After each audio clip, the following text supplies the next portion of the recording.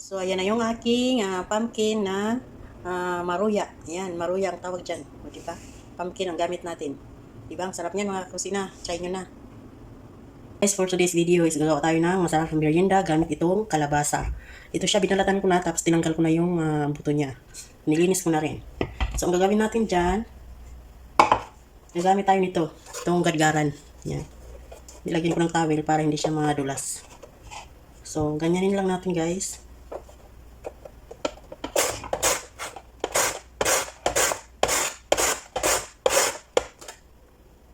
Ang puno na. Ganyan lang siya guys, oh. Ayan.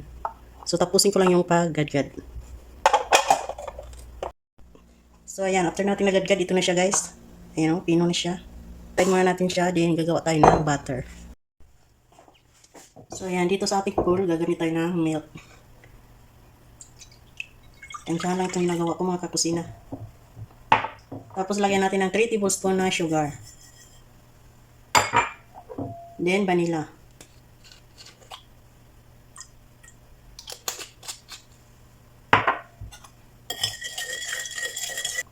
Tapos, lagyan natin siya ng flour. Then, baking powder.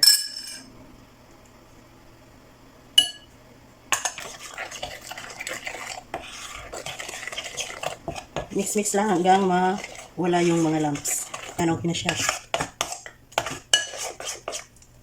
Dito na natin ilagay yung ating ginadgad na pumpkin.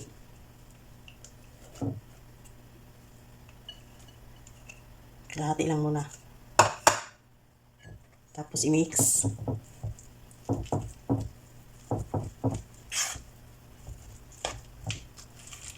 Dagdag yung kalahati. Yan.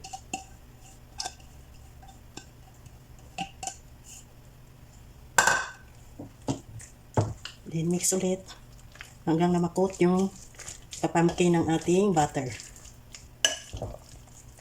Ito lang yung nagawa kong butter. Ayan. Hindi siya basa, hindi rin ma-dry. Sakto lang. Timpla natin.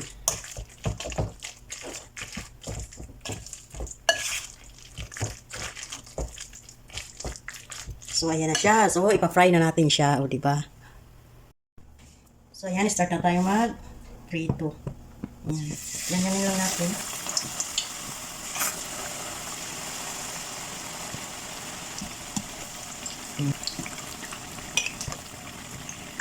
Diba? Easy. Ayan, malapit na siyang maluto. Diba? Ang sarap niyan, mga kakusina.